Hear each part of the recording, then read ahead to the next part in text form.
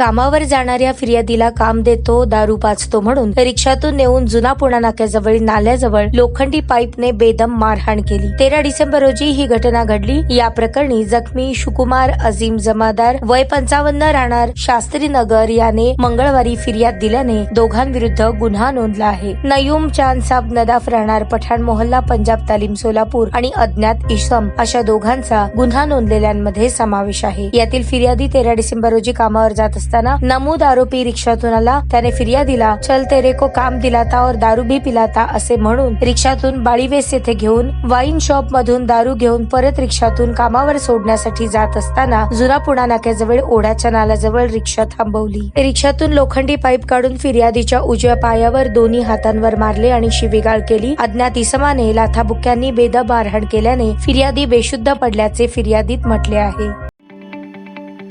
ताज्या बातम्या पाहण्यासाठी प्राईम महाराष्ट्र न्यूज चॅनलला सबस्क्राईब करा।